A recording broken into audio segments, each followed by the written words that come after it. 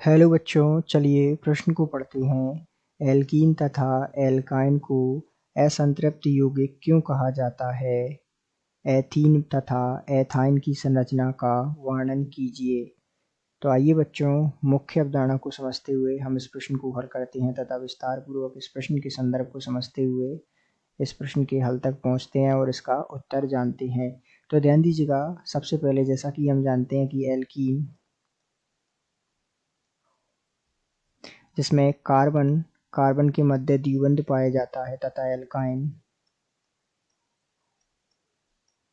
जिसमें carbon carbon के मध्य त्रिबंध पाया जाता है। तो ऐसी संरचना है जिनमें कार्बन तथा कार्बन के मध्य द्विबंध या कार्बन तथा कार्बन के मध्य त्रिबंध पाया जाता है, ये जो है असंतृप्त यौगिक कहलाते हैं। तो ये जो हो गए, इस कारण से ये जो है असंतृप्त यौगिक हैं।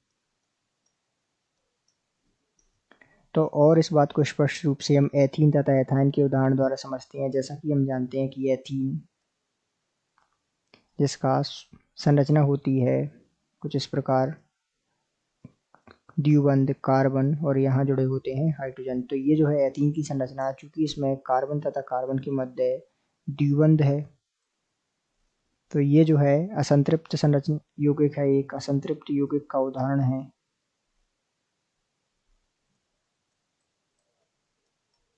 इसी प्रकार यदि हम बात करें एथाइन की,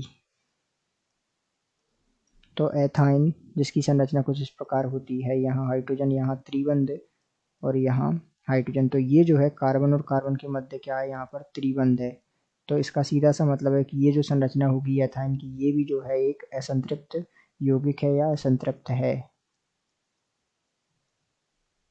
तो इस प्रकार आप इस प्रश्न को एथीन तथा एथाइन के उदाहरण द्वारा विशेष प्रकार से विस्तार पूर्वक समझ सकते हो। आशा करते हैं आपको समझ आया होगा। धन्यवाद।